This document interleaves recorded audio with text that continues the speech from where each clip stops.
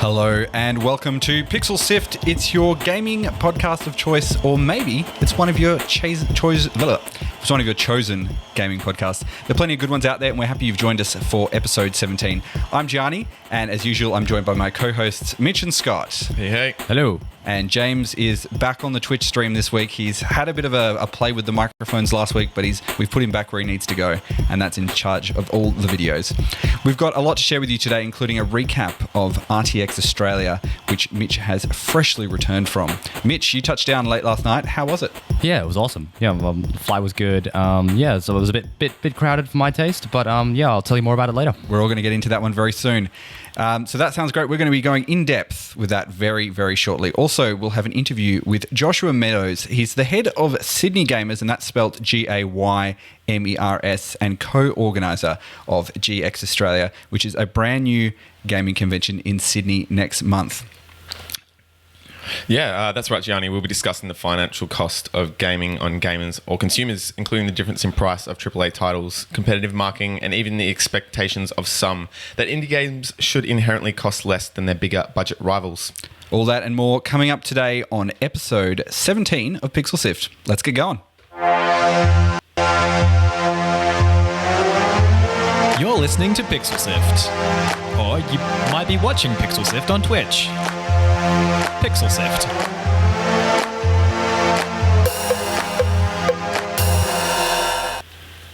That's right, you're listening to Pixel Sift. You might be watching us online. We are available on iTunes. We're available on all the different things you may be finding to listen to audio. You can also look at us on video as well, if you like to look at our lovely faces. This week, we're going to be talking a little bit about the cost and the price of being a gamer. It's expensive to have a hobby, and it is always something that you need to consider when you're doing it. We're going to have a bit of an exploration of what it means and what it costs to have gaming as your hobby. Isn't that right? That is right. Games... I've done a little bit of research into this now, and, games have... basically stayed on the same kind of pricing over the last little while, and there's lots of things to take into account with inflation and whatever, but games are still basically in the $60 region. What I reckon, and I remember very clearly when the Xbox 360 originally came out, there was a sort of a big jump in prices, and everything started to hit that $110, $120 mark. Yeah, and everyone was going, "Whoa, that's a lot of moolah to be dishing out for your favorite games." it kind of dropped back down though. It came back down to maybe 70, 60. It did after a while, but yeah, the first couple of games kind of out of the stocks we're at that sort of price, and a lot of people were thinking, is this sort of the future we're going to be expecting to pay for games and coming out? Psychologically, $100-ish for a game, that's a lot of money. It sounds expensive, unless you're financially kind of extremely independent and stable. $100 is repels a lot of kind of consumers, I think. Well, if just looking at Sony as an example, the PS3 when it first came out was about $1,000, wasn't it? Yeah. And then now the PS4 was about $500 in $500 or $600 when it came out. Yeah. Well, the way I like to rationalize about video games is I compare it to actually watching a movie. Mm-hmm. So, for example, in Perth, watching a movie costs about maybe $20. So, if you're lucky, on a discount day. Yeah. Well, yeah. So I guess taking that into account, and then you're entertained for about, an hour and a half usually? Yep. $20 for an hour and a half. So if you buy a game for, let's say, $80 or $60, and it entertains you for about the same as a movie, I think you're winning there. That's the thing. It's a big question, really, whether the cost of the perceived cost of an item versus the perceived value is a matchup in your head. Yeah. I guess people mostly expect a movie to last for about an hour and a half to 2 hours, maybe 3 hours if it's a long epic, and the cost is kind of always going to be about the same regardless of what you go to see. That's true. It does make me feel better though. That rationale in my head. Yeah, and I guess people would say, well, a book only costs $15 to $20, but it might take me 48 hours to read it or something. Well, that's it. The barrier of entry for gaming compared to other kind of entertainment outlets like CDs or DVDs or books or whatever, it is drastically higher. It's triple, if not more. It's not like you have to just go and pick up the game and that's it, unless you you do need some associated piece of hardware or pieces of hardware. But compare it to DVDs and compare it to films. We'll go back to this one. You've got a DVD, or let's even kick it up a notch. We've got a Blu-ray player.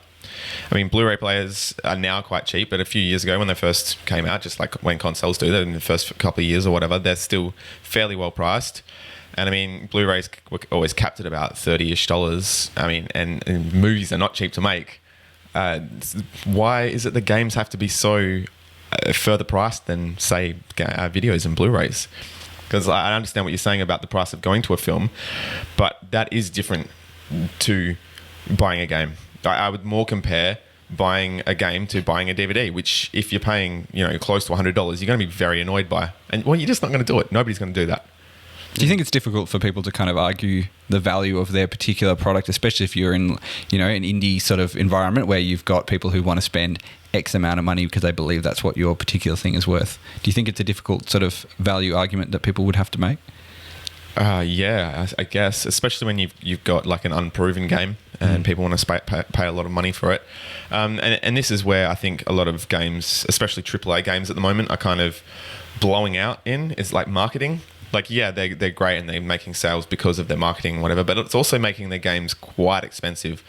And by doing that, taking away a big slice of their prospective, audience. But at the same time, the used game market's pretty amazing at the moment. I mean, EB Games and the likes have been around for at least a few generations now. And when you talk about, used consoles and purchasing items that were, secondhand, one of the big topics that came up at the start of this console generation was that potentially that games you bought on a disc might be locked to the console that you had, and there was going to be no secondhand market for any of these games. And when we see a lot of these online stores, not so much anymore, but when the sort of PlayStation 3 and 360 era, they didn't have the same level of sales that you would be able to get a physical item for. So you could pick up a game that had been out for a year or 18 months for very cheap on a disc versus paying for the same game on the digital version. There just wasn't the same. Pretty much the digital versions actually don't, at least in this country, don't actually drop at all. If not, they stay more expensive. With probably the rare exception of something like Steam, for example. Oh, yeah. With the digital purchasing platforms. But for the console, which is, they do occasionally have sales and they'll have promotions and things like that. But yeah, for the vast majority of them, they do tend to stay about the same price. So, yeah, I mean, there are options to get cheaper games out there, like you said, through Steam sales or whatever, or even Humble Bundles and stuff like that. But on the used game tip, like I walked in and bought. On the hot tip that Mafia is going to come out soon, I went and bought Mafia 2 for like $12 or something, or less. I can't remember. Like, that's a game that I probably wouldn't have bought when it first came, and not due to its pricing, just because I wasn't hugely interested in it. I think when talking about pricing of video games, though, the used market can't really be taken into consideration because it's a different... It's not associated with the mainstream. But I think it should be. You can't deny it because it's not associated with the mainstream. Of course it is. Like, as soon as you've got over your game, like, I don't know if you're like this, but a lot of people I know that they will trade in all their games. And it's an economic cost as well. It's there's a cost associated with, do you go and buy one brand new game at X dollars, or do you buy two secondhand games for half the price each? Sorry, what I meant by that is like the used game market is not affected by the marketing strategy of the original run. Like, it's kind of, once it's in the used game pile. But they still have to compete with each other. You know what I mean? Even though you're saying, yes, it doesn't really affect it, but you're thinking about it from an individual perspective. If you're a person buying it, there is still a cost associated with buying that thing, and you have to sort of argue whether, yes, do I run out and get Blaster Title 3, or do I go and get the sequel that I know is really good and I haven't played it yet? Or, or the prequel before that. So. Also, if you're spending, I'm just going to say, I know not a lot of games, and not all games are $100, but I'm just going to set that as some kind of, ridiculous benchmark. If you're spending $100 on a game, and then you go into a used game, whatever, a couple of months later, and you're getting it for like a pittance, then you're going to be a bit reluctant to spend the money on that highly marketed, overblown kind of game, even if you did really enjoy it the first time, because it was, like I said, just wait a couple of months and you can pay so much less. And it's difficult as well for other people who are in environment where they're making their own games. For example, we've talked to a couple of people and we've asked them about Kickstarter pricing and early access and all that sort of stuff. And they said it's difficult to kind of make that value proposition where you can say, yes, my game is actually going to be a $20 indie game versus a $10 indie game. Or, something, for example, we were talking earlier on today about No Man's Sky, for example, which started out as a sort of an indie independent title. And that's kind of accelerated to the point now that it's a full release. So, it's a difficult sort of situation, and value is in, I guess, the eye of the beholder, just like art, and then you can say whether something is good or whether something is too expensive for what it is. So the No Man's Sky, just because of the sheer interest, it has become AAA. Pretty much, yeah, and they've received a huge amount of money in terms of crowdfunding and support and stuff like that, and publishing support as well. So it's kind of reached a point where it's grown much bigger than the thing that we have. Yeah, it's definitely an interesting topic, and I think we're going to have to come back to this one down the track. There's plenty more to explore. Maybe 1 week we'll talk about how much things used to cost in the past and whether they are, more or less than what they cost now. We'll have a back in my day episode. Back in my day. Get off my lawn, kids. You're listening to Pixel Sift. I don't think I get to be on that one.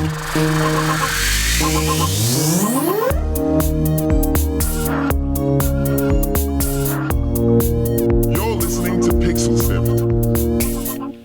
You're listening to Pixel Sift. We are WA's video game podcast. Yeah. My name is Joshua Meadows, and I'm the co-director of RTX Australia. I run Sydney Gamers here in Sydney, which is the largest LGBT video gaming group in Australia. That's right. That is Joshua Meadows. I spoke to him a couple of days ago about their brand new convention that he's organising with co-director Liam Esler, which is going to be kicking off in a couple of, 4 weeks. It's coming up very soon. February 27th, I and believe. 28th, that's correct. So Joshua told me all about their convention, about how it's all going to happen and what's it all about. RTX Australia is going to be the country's first convention for LGBT/queer gamers, geeks, parents, pretty much anyone who thinks that video games should be open to the entire community and wants to see that happen. And can you tell me a little bit about how you came to organise GX Australia? Yeah, I've been talking with the people behind GamerX in the United States. We've been speaking with them for quite a few years now about what a huge community of gamers we have here in Sydney, and how it would be really awesome to offer something like GamerX over in Australia.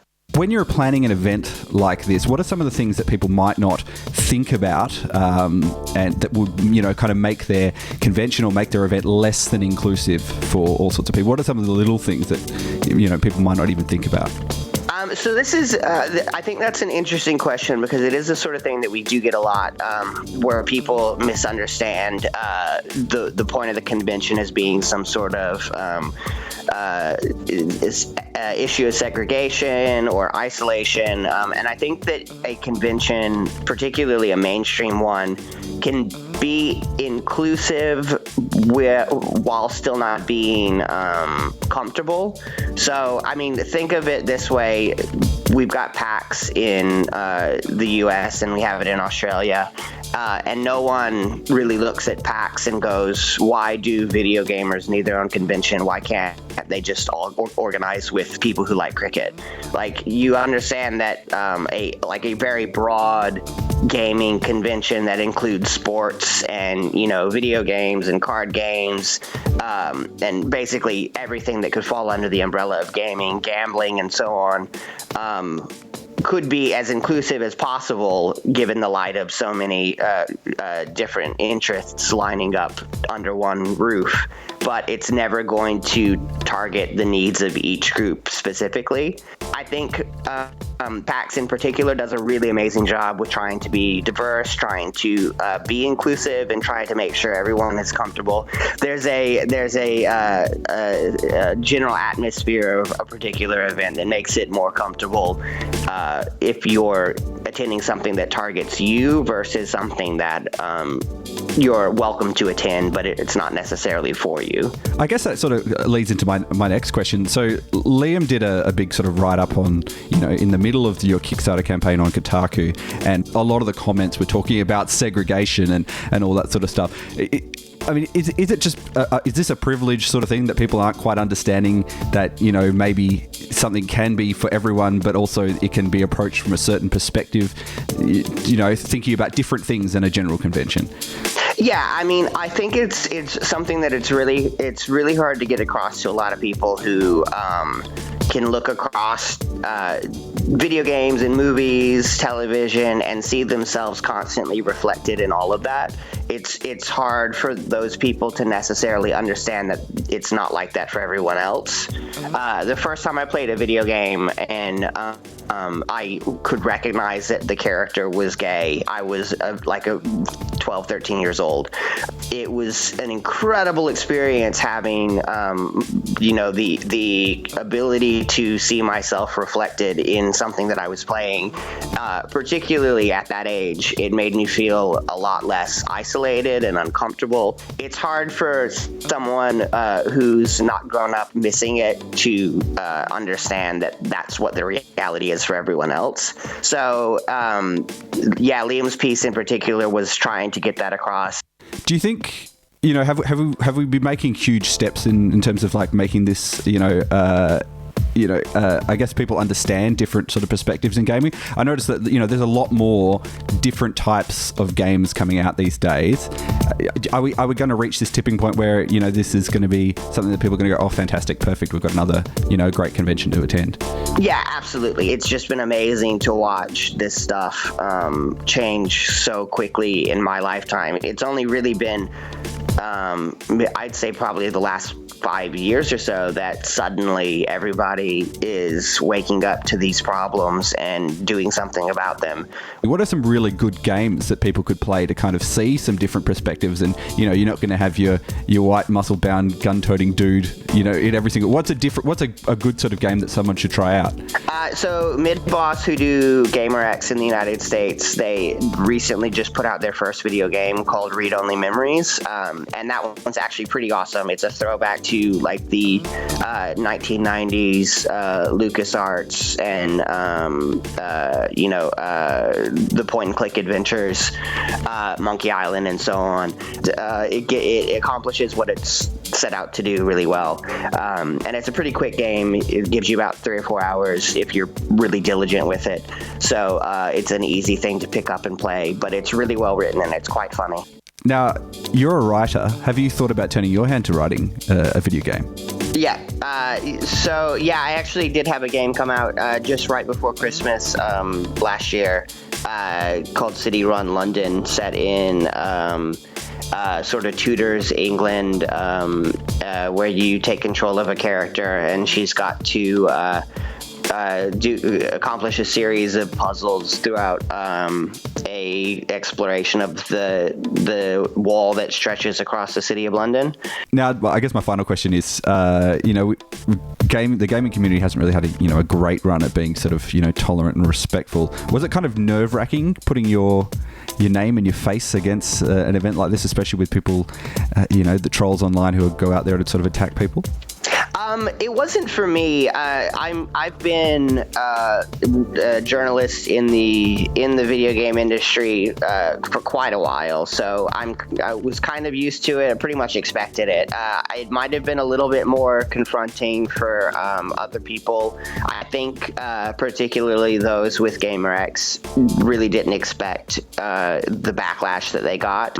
Ultimately, I think that this is I think it's a form of activism almost, that it might be weird to think of video games in a civil rights context, but it's part of the greater culture wars, really. And you've got people who will try and stop the progress of humanity at all costs, and then everyone else has to push against it. So I think ultimately it's a good thing to do. Anything that broadens out video games and makes them accessible to everybody is a good thing as far as I'm concerned. I think everyone should play video games. I guess the last question for me is, what were some of the best things that have come out of organising this event, and what are you most looking forward to in just under a month's time? The good things probably echo my experiences with Sydney Gamers. Running that's been really great. Like, anytime I'm at a low point and just stressed out about everything, I'll have inevitably someone come up to me at an event and give me a hug and say, I can't come out to my friends and family. I live, in Newcastle. I sit on the train for hours to come down to Sydney once a month to attend an event. And this is the only opportunity that I have to hang out with other gay people and express myself and be myself. So hearing from so many people who are really pumped up and excited about it, that this is helping them, even though the convention hasn't even happened yet. It's, giving them confidence. It's making them connect to other people across Australia and giving them a sense of community.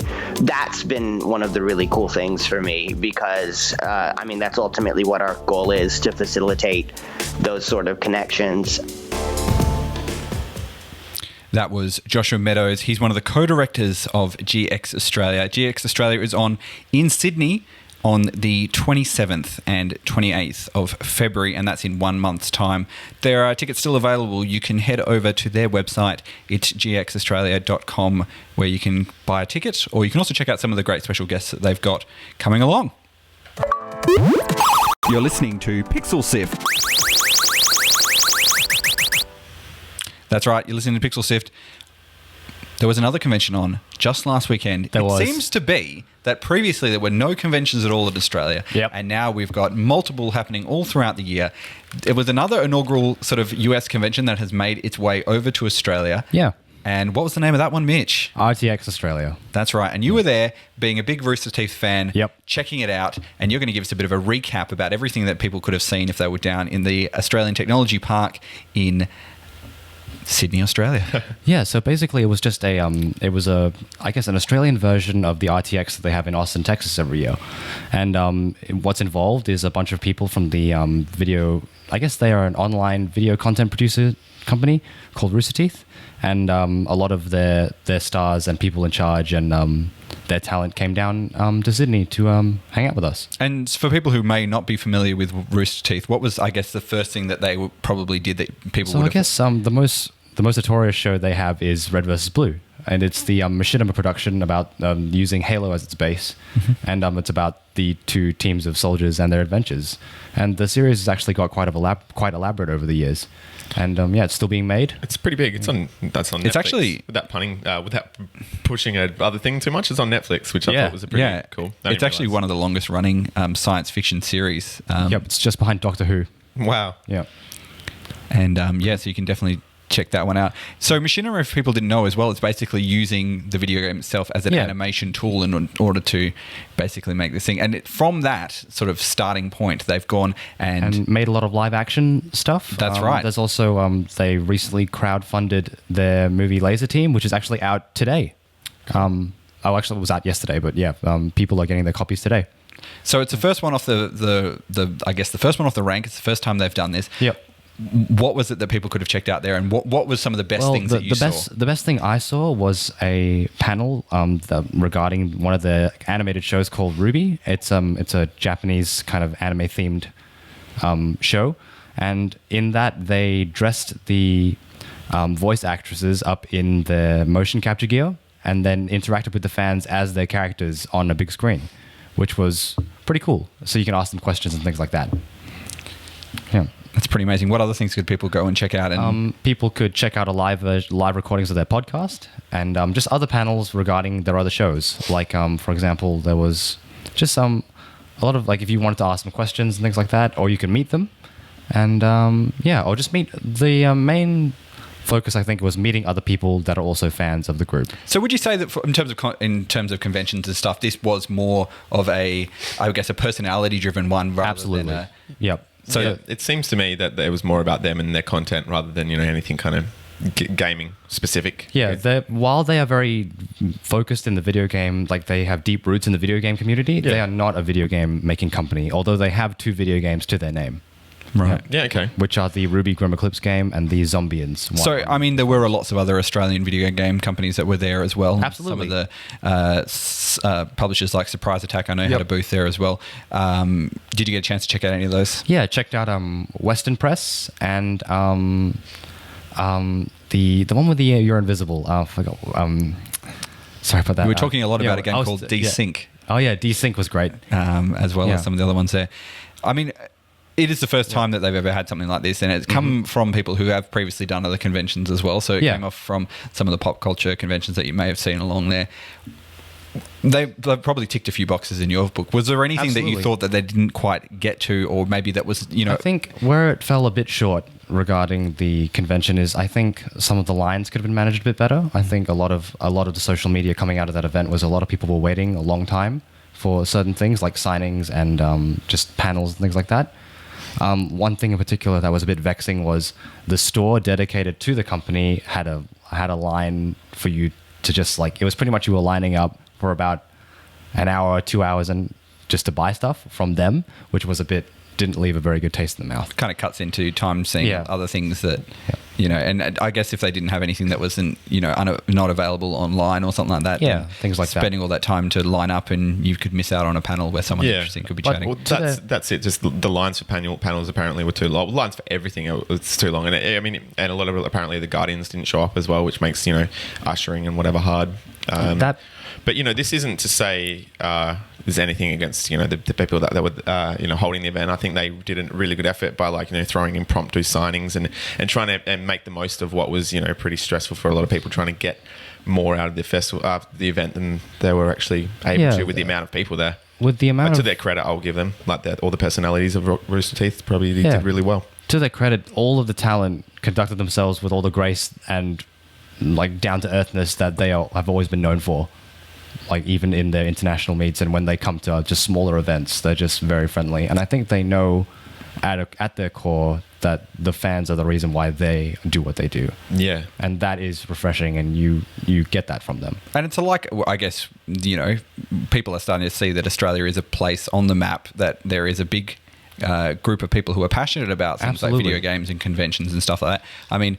Australia has been the place where most of these big conventions have expanded out to first, other than somewhere like Europe. I found that amazing. They're coming from all the way from Texas to come to Australia first, out of anywhere else in the world. It's almost literally on the other side of the planet. It's an interesting choice, but it also, I guess, is credit to the people who are in Australia as well, that we are punching above our weight in terms of being a small country, but we still have, people who are very excited about this sort of thing. And it's good to see that, as we've talked about a bit earlier in the show about pricing and all that sort of thing, that previously it felt like Australia was kind of left as an afterthought in terms of some of these gaming decisions for these international companies. Yeah, and you're right. Just to link the two kind of topics together as well, that's another reason why things are harder to do here. It's harder to get cheaper games and it's harder to get all the good festivals and etc. because we're not a huge market as far as the international world goes.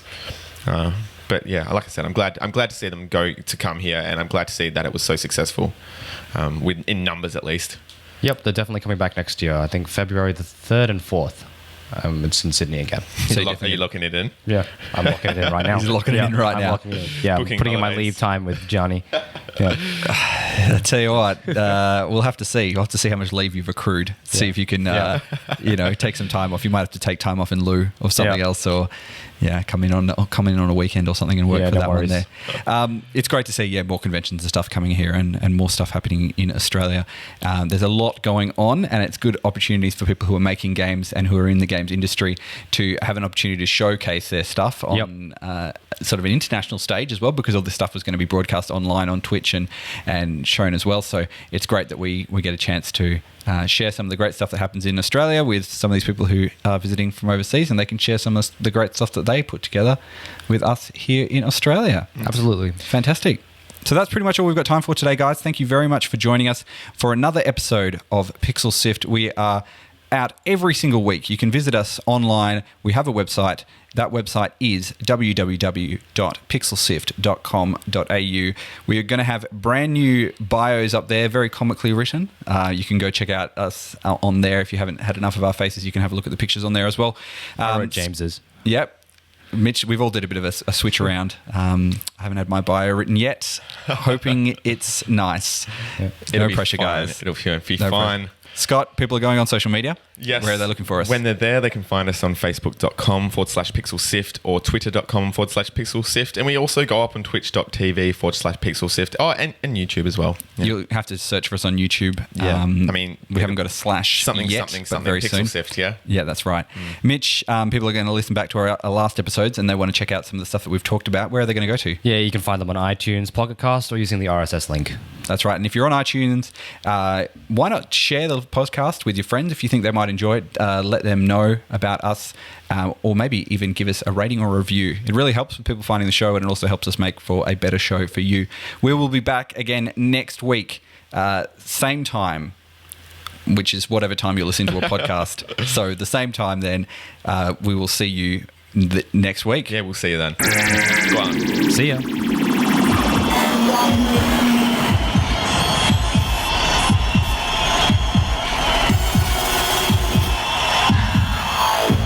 Pixel